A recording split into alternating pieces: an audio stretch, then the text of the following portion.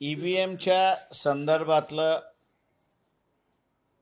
आंदोलन आम्ही असं सुरुवात केलेली आहे. मध्यंतरी आम्ही असं काँग्रेस पक्षाला आवाहन केलं होतं की त्यांनी या EVMच्या आंदोलनाच्या संदर्भात सर्वच राजकीय पक्षांना त्यांनी बोलवावं, परंतु काँग्रेसकडून अजून कुठलाही प्रतिसाद नाही असं त्या ठिकाणी दिसतंय. आम्ही लवकरच सर्व राजकीय पक्षांशी बोलणार आहोत आणि EVMच्या संदर्भातलं एक बैठक त्या ठिकाणी बोलवल्या जाणार आहे. त्या दरम्यान आम्ही असणारा इलेक्शन कमिशनची असणारा पत्रव्यवहार केला, म्हणजे चीफ इलेक्टोरल ऑफिसर आणि RO या दोघांशी आम्ही असणारा पत्रव्यवहार त्या ठिकाणी केलेला आहे. महाराष्ट्राचे चीफ इलेक्शन ऑफिसर जे आहेत, इलेक्शन कमिशनचे जे प्रतिनिधी आहेत, त्यांनी अजून आमच्या पत्राला उत्तर दिलेलं नाही अशी असणारी परिस्थिती आहे. दुसरं, ज्या RO म्हणजे रिटर्निंग ऑफिसर विधानसभेचे, त्यांना आम्ही जे पत्र लिहिलं होतं त्याच्यापैकी काही जणांनी त्याचं उत्तर दिलेलं आहे. आता जे पत्र आम्ही लिहिलेली आहेत त्याचे मुद्दे मी आपल्याला असणारे या ठिकाणी सांगतो. पहिला मुद्दा, 20 तारखेला मतदान किती झाले ह्याची आकडेवारी आणि 23 तारखेला सर्व मतदान ज्यावेळेस मोजण्यात आले त्याची आकडेवारी आपण देण्यात यावी, ही आम्ही मागणी केलेली आहे. दुसरी मागणी जी आम्ही केलेली आहे ती म्हणजे 20 तारखेला जे इलेक्शन कमिशनच्या वेबसाईटवरती माहिती टाकण्यात आलेली आहे त्याच्यामध्ये 6 नंतर, संध्याकाळी 6 नंतर 75 लाख मतदान झाले असं त्या ठिकाणी सांगण्यात आलेलं आहे आणि त्या संदर्भातले आम्ही असणारे प्रश्न त्या ठिकाणी उपस्थित केले. ते म्हणजे सायंकाळी 6 नंतर किती मतदान झाले याची आकडेवारी आम्हाला द्या. दुसरं, संध्याकाळी 6 वाजता जे रांगेत होते या सगळ्यांना आपण स्लिप वाटली असेल पोलिंग बूथ वाईज, तर पोलिंग बूथ वाईज किती स्लिप वाटले त्याची असणारी माहिती द्या. तिसरा जो आहे, आपण कुठल्या अधिकारामार्फत ते स्लिप आपण वाटलेले आहेत त्याची असणारी माहिती द्या. चौथा जो आहे तो म्हणजे प्रत्येक पोलिंग बूथवरती व्हिडिओग्राफी त्या ठिकाणी केल्या जाते आणि एक व्हिडिओग्राफर त्या ठिकाणी नेमला जातो. तेव्हा या व्हिडिओग्राफरने ते जे काउंटर आहे, म्हणजे काउंटर स्लिप जी आहे 6 नंतरची, ती जी वाटण्यात आलेली आहे त्या वाटण्यात आलेल्या स्लिपचं व्हिडिओ क्लिप्स तुम्ही आम्हाला द्या, असे मुद्दे आम्ही त्या ठिकाणी उपस्थित करून महाराष्ट्रातल्या अनेक ROना आम्ही असं पत्र त्या ठिकाणी लिहिलेली आहेत. त्याच्यापैकी काही जणांची उत्तरं आलेली आहेत.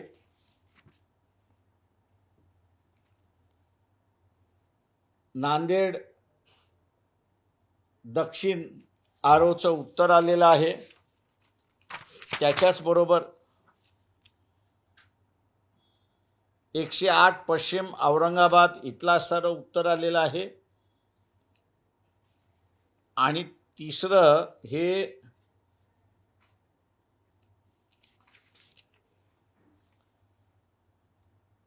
(243) परंडा विधानसभा इथल्या ROचं उत्तर आलेलं आहे. त्याच्यातलं जे कॉमन आहे ते मी आपल्याला असणारं या ठिकाणी वाचून दाखवतो. सादर दैनंदिन संविधानिक लिफाफ्यामध्ये सीलबंद करून सुरक्षा कक्षात जमा करण्यात आलेला आहे. याकरिता उक्त माहिती आपणास उपलब्ध करून देणे शक्य नाही. त्याच्यामुळे स्लिप्स किती वाटल्या गेले, कोणी वाटल्या गेले आणि त्याची असणारी व्हिडिओग्राफी याच्या संदर्भातला असणारं आरो की जो कस्टोडियन आहे या सगळ्या डॉक्युमेंटचा, तो आता उत्तरं देत नाहीत अशी असणारी परिस्थिती आहे. हे उत्तर तिन्ही मतदारसंघामधलं कॉमन आहे आणि त्याच्यामुळे प्रश्न उपस्थित राहतो की 75 लाख खरंच मतदान आले होते का?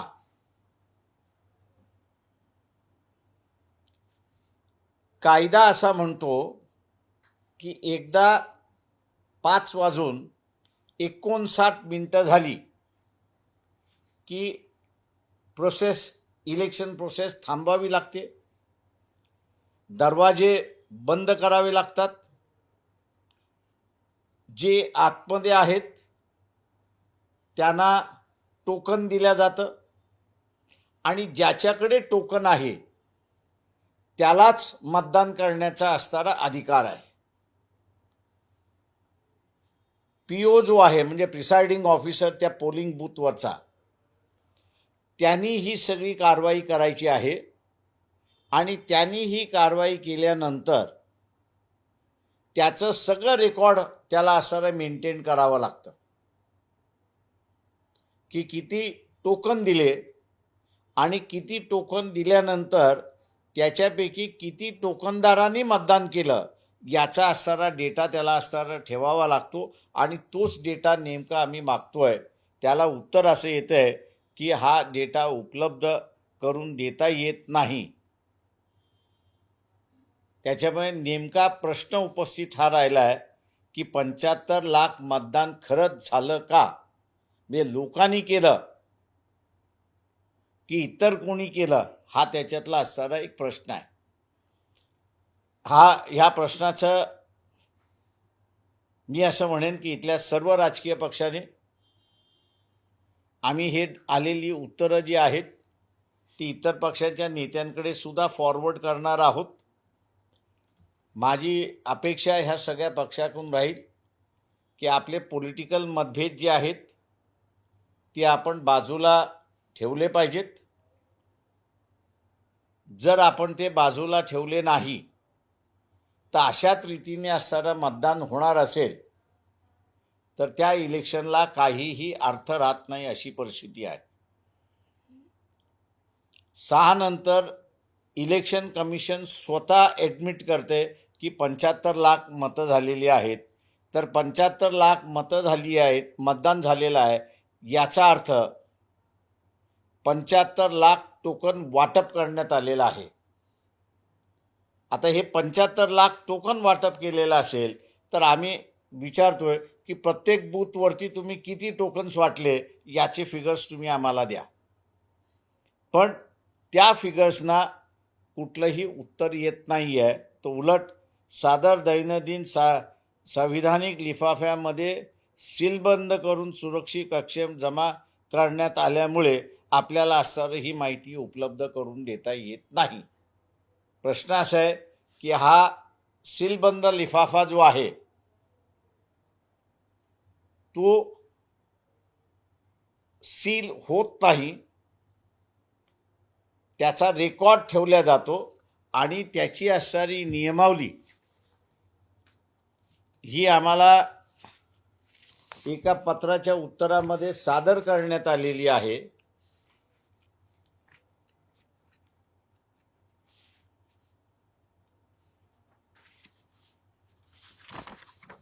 हे जे ॲनेक्शर आहे, डॉक्युमेंट्स कसले कसले आहेत त्या सगळ्या संदर्भातला आहे. Rule number 94A packet of unused ballot papers, 94B rejected ballot papers, 94C papers specified in annexures म्हणजे हे तुम्हाला जे आम्ही म्हणालो की टोकन तुम्ही वाटलेत, किती वाटलेत, हा वाटणारा तिथे सही करतो आणि तेवढे वाटल्या गेलेत का याची चौकशी PO करतो, म्हणजे प्रिसाइडिंग ऑफिसर करतो आणि त्याची सही आहे. आता हा साधा डॉक्युमेंट आहे, तो साधा डॉक्युमेंट सुद्धा द्यायला तयार नाही अशी असणारी परिस्थिती आहे. आणि म्हणून या इलेक्शनच्या आणि EVMच्या संदर्भातली आपण बघत असाल की इलेक्शन होऊन गेले तरी त्याची चर्चा असणारी आज जिवंत आहे अशी असणारी परिस्थिती आहे. इलेक्शन कमिशनच्या पदाधिकाऱ्यांकडून आम्हाला ही माहिती मिळाली नाही, तर आम्हाला कोर्टाचं दार थोटवल्याशिवाय दुसरा मार्ग नाही. कदाचित तिथल्या राजकीय पक्षाने हा जर इंटरेस्ट घेतला आणि एकत्र येऊन लढण्याचा असताना त्यांनी जर विचार केला तर मला असं म्हणता येईल की हे 75 लाख टोकन तुम्ही आम्हाला दाखवा. हे 75 लाख टोकन तुम्ही जर दाखवू शकत नसाल तर हे सगळं बोगस मतदान आहे. का कायदा इलेक्शन कमिशननीच केलेला कायदा असा म्हणतो 6 नंतर म्हणजे एकदा वेळ फिक्स केल्यानंतर जो त्या प्रिमायसेसमध्ये आहे त्याला मताचा अधिकार कधी येतो तर त्याच्याकडे टोकन असेल तरच. टोकन जर नसेल तर त्याला असणारा अधिकार मतदानाचा नाही. का तिथे 5 किंवा 6 जो काही वेळ ठरतो त्याच्याप्रमाणे संपलेला आहे. आणि म्हणून मला वाटतं हा एक महत्त्वाचा मुद्दा आहे की ज्याच्यावरती राजकीय पक्षांनी गांभीर्याने विचार केला पाहिजे आणि एकत्र येऊन या प्रश्नावरती लढलं पाहिजे असं आवाहन वंचित बहुजन आघाडीच्या वतीने मी या ठिकाणी करतो. आपण आता विचार.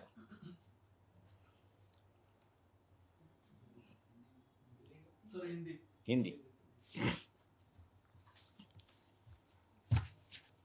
महाराष्ट्र के जो चुनाव हुए उसमें धांधली हुई है ऐसा आरोप हम लोग वहां पर कर रहे हैं. भारतीय जनता पक्ष की जो अघाड़ी है उससे एक जवाब दिया जा रहा है भैया लोकसभा में आप लोग जीते इसलिए EVM में गड़बड़ी नहीं ऐसे कह रहे हो, और इस बार हारे हो इसलिए आप कह रहे हो कि EVM में धांधली हुई है ऐसा आप लोग आरोप कर रहे हो. मैं इस बात से वाकिफ हूं कि EVM मैनिपुलेट किया जा सकता है. ऐसा नहीं है कि नहीं, वो मैनिपुलेट किया जा सकता है. और उसी के लिए हम लोग ने जो है वो इलेक्शन कमीशन के जो अधिकारी है रिटर्निंग ऑफिसर हर असेंबली, इसको हम लोग ने जवाब लेटर लिखे उनसे कुछ जानकारी हासिल करने की हम लोग ने कोशिश की.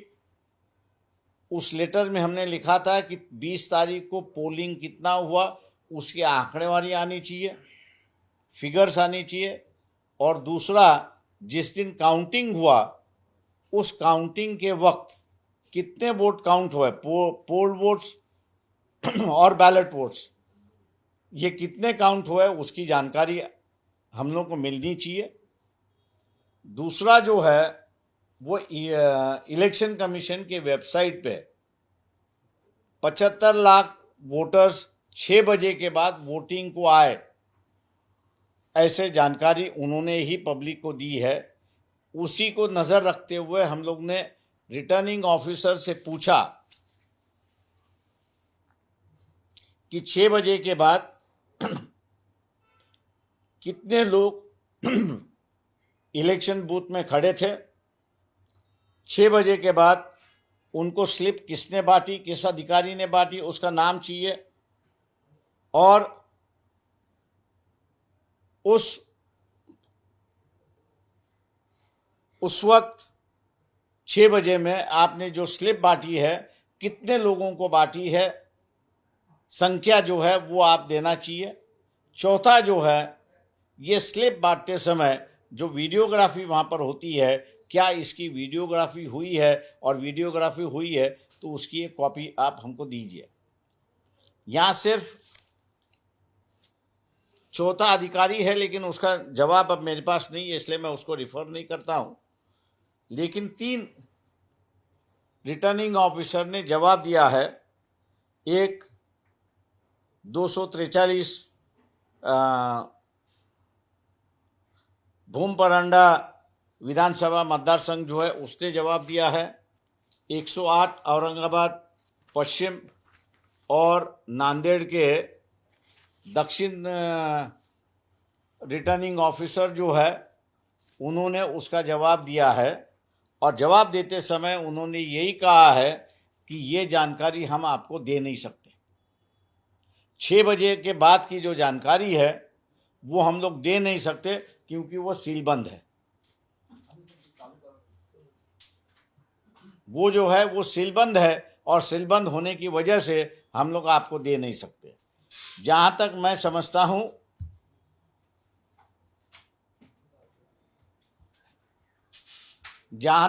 समझता हूं, रिटर्निंग ऑफिसर के पास ये तो एक्चुअल पेपर्स है कि जिसकी वो जानकारी नहीं दे सकते, लेकिन रिटर्निंग ऑफिसर के पास ये जो प्रिसाइडिंग ऑफिसर हर पोलिंग स्टेशन का जो है वो 17C,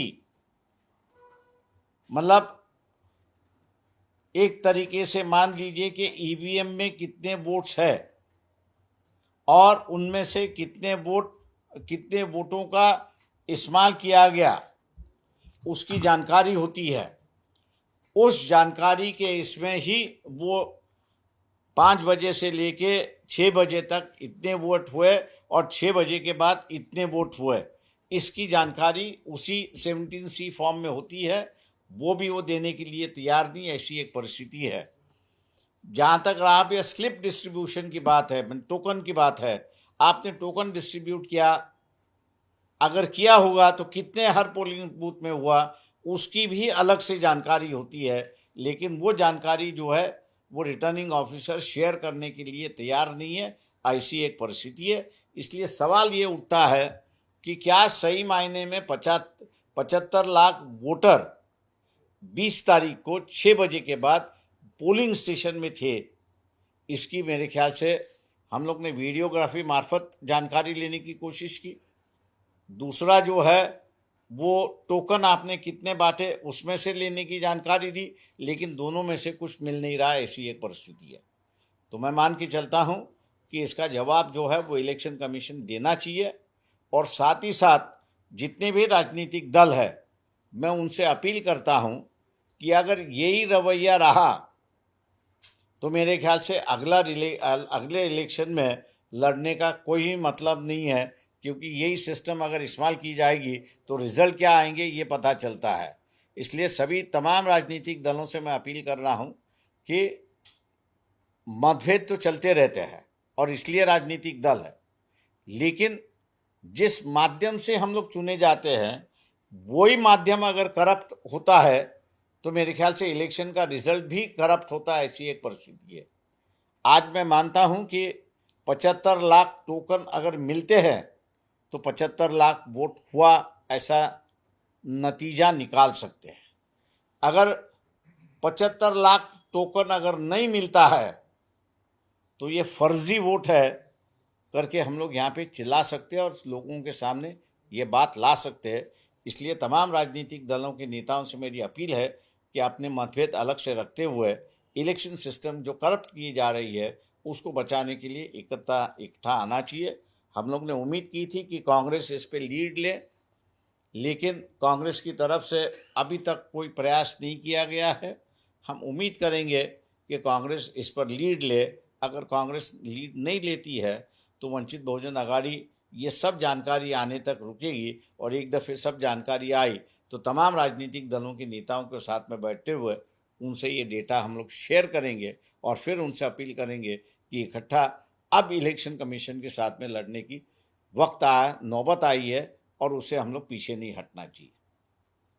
आपने ईवीएम लेकर आंदोलन को लेकर एक आंदोलन भी शुरू किया है चेंबूर में, स्वाक्षरी मुहिम।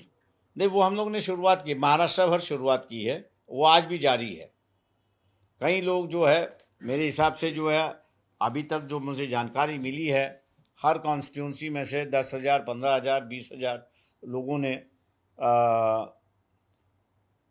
ईवीएम के खिलाफ के कैंपेन में साइन किया हुआ है और यही कहते हैं कि बैलेट पेपर का इस्तेमाल होना चाहिए। आने वाले समय में हाईकोर्ट में आप जाएंगे?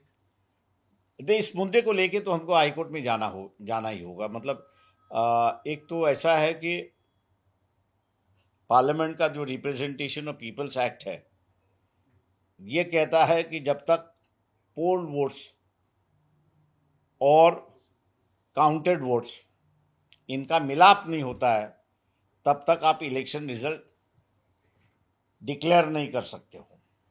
लेकिन यहाँ जहाँ तक हम लोग की जानकारी है, 194 या 193 कॉन्स्टिट्यूंसीज में पोल्ड वोट्स और काउंटेड वोट्स इकट्ठा नहीं है, ऐसी एक परिस्थिति है। उसको लेके, और जैसे हमने कहा कि अगर पोलिंग बूथ पे 6 बजे के बाद जितना पोलिंग हुआ है, जिसकी जानकारी भी वो देने के लिए तैयार नहीं है कि 6 बजे के बाद कितनी पोलिंग हुई उस पोलिंग स्टेशन में, उसकी भी जानकारी देने के लिए तैयार नहीं है।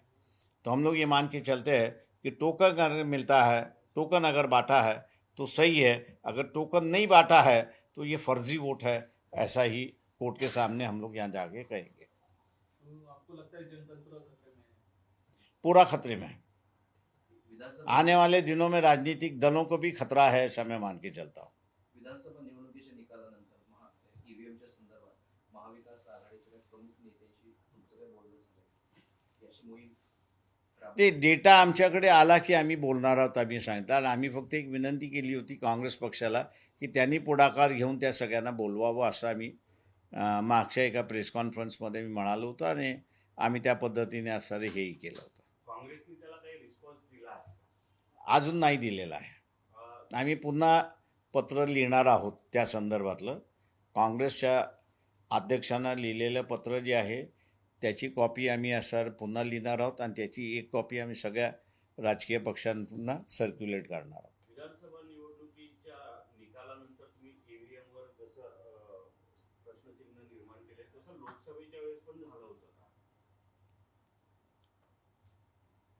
ह्या ईव्हीएम मॅन्युप्युलेट होऊ शकतो एवढं फक्त मी त्या ठिकाणी आपल्याला सांगू शकतो. सुप्रीम कोर्टाने माझ्याने एक संधी माझ्याकडे असणार होती, पण दुर्दैवाने तो मतदार कॅन्सरग्रस्त झालेला आहे आणि त्याच्या ट्रीटमेंटला तो असणारा बाहेरगावी गेले, म्हणजे बाहेर देशात गेलेला आहे. नाही तर त्यांनी जे कारनामे केले मतदान देताना, त्याच्यावरनं सिद्ध झालं असतं की हे ज्याला आपण म्हणतो की मॅन्युप्युलेट होऊ शकते की न होऊ शकते, हे लोकांसमोर आलं असतं. आम्ही होप करतोय की ऑपरेशन त्याचं व्यवस्थित कॅन्सरचं झालं आणि तो जर बरा झाला, बरा व्हावा अशी आमची सगळ्यांचीच इच्छा आहे. त्यांना शुभेच्छा आहेत आणि हिंमत देऊन तो जर लढण्यासाठी तयार असेल तर मला वाटतं ह्या ईव्हीएमचा असणारा जो फ्रॉडपणा जो आहे तो आपल्याला बाहेर काढता येईल. निवडणूक आयोगाने गेल्या याच आठवड्याच्या सुरुवातीला वेगवेगळ्या ठिकाणचे असे काही सॅम्पल्स घेतले होते, ज्याचे व्हीव्हीपॅट आणि ईव्हीएमचं अगदी तंतोतंत जुळलं असं त्यांनी ते सांगितलं. प्रश्न मी काल कुलकर्णीचा ऐकलेला आहे. कुलकर्णी अक्षरशः खोटं बोललेला आहे. व्हीव्हीपॅट म्हणजे ज्या मशीनमध्ये तुम्ही मॅन्युप्युलेट केलेलं आहे त्या मशीनमधले पेपर ट्रेल आणि मतदार हे एक आलेत, हे बरोबर आहे. पण तो हे कुठे म्हणतोय की पेपर ट्रेल व्हीव्हीपॅटवरचे जे आहे सिम्बॉल आणि काउंटेडचे ईव्हीएमचे ह्याच्यामधलं सिम्बॉल हे सारखं आहे, हे कुठे म्हणतोय तो? त्यांनी फक्त पेपर ट्रेल 25 मोजले, मतदार इथले 25 मोजले. ते दोन्ही बरोबर येणार आहेत. प्रश्न हा आहे त्याच्यामधला की पेपर ट्रेलवरचं सिम्बॉल आणि त्या इडियट बॉक्समधला दाबलेलं बटन, हे सिम्बॉल टॅली होतात आहेत का? त्याच्या संदर्भात एकही शब्द नाही. त्याच्यामुळे 25 ह्याच्यात होते, 25 ह्याच्यात होते, त्याच्यामुळे आम्ही टॅली केला, अशी असणारी परिस्थिती आहे. या पूर्ण संदर्भात आपण उच्च न्यायालयात किंवा सर्वोच्च न्यायालयात दाद मागणार. प्रश्न असा आहे त्याच्यामध्ये की उच्च न्यायालयाने असणारा आपले स्वतःचे दरवाजे बंद केलेत, की त्यांचं म्हणणं असं आहे की EVM हॅकच होऊ शकत नाही. दुर्दैवाने माझं असं म्हणणं आहे की with due respect to the lordship, तुम्ही ही गोष्ट असणारा इलेक्ट्रॉनिक इंजिनियर्सना किंवा हॅकर्सना विचारलेली आहे का? तर नाही. जजमेंट देणारा असणारे लॉर्डशिप हे इलेक्ट्रॉनिक सेक्टरमधले तज्ज्ञ आहेत का? तर नाही. आम्ही याचं चॅलेंज ह्याच्यासाठी करतो आहे की EVMबद्दल पहिलं पेटिशन जे गेलं होतं, त्या पहिल्या पेटिशनमध्ये 36 चुका दाखवण्यात आल्या होत्या. आणि म्हणून मी असा लॉर्डशिपनं चॅलेंज करतो आहे. या 36 चुका पहिल्यांदा जेव्हा इलेक्ट्रॉनिक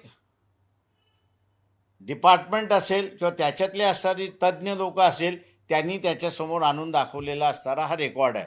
आणि नंतर फक्त एक ॲफिडेविट BHEL आणि ECLमधनं दाखल करण्यात आलं की हे सगळे आम्ही रेक्टिफाय केलेले आहेत. पण त्याच्यामध्ये नवीन हॅकर्स, नवीन सिस्टम आलेले आहेत, नवीन हॅकर्स आहेत, नवीन EVM आहे.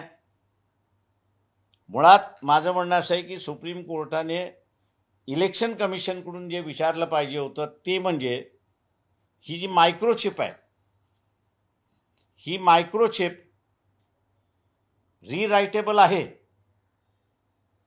की सेल्फ बर्न्ड आहे, की रीराईट करायला गेलात की ती सेल्फ बर्न्ड होते, अशी आहे का? ती जर रीरायटेबल असेल तर मग हॅकरचं काम आहे. त्याला फक्त कोड सापडला पाहिजे. तो कोड सापडला की तो असा रीराईट करतो. महाराष्ट्रामध्ये महायुती आलेली आहे. झारखंडमध्ये पण एक मतदान झालं होतं. तिथे काँग्रेसचं सरकार, JMMचं सरकार आलेलं आहे. त्याचबरोबर वायनाडमध्ये प्रियंका गांधी सुद्धा निवडून आलेल्या आहे. मग या सर्व EVM हॅकरनी कुठे हॅक केला हा इश्यू आहे. सगळ्या मशीन असणाऱ्या हॅकेबल आहेत का? त्या हॅकेबल आहेत, मी नाही म्हणत नाही. पण हॅक कुठे करण्यात आल्या? झारखंडमध्ये हॅक केलं नसेल म्हणून असणारा रिझल्ट वेगळा आला. महाराष्ट्रामध्ये सरळ सरळ दिसते.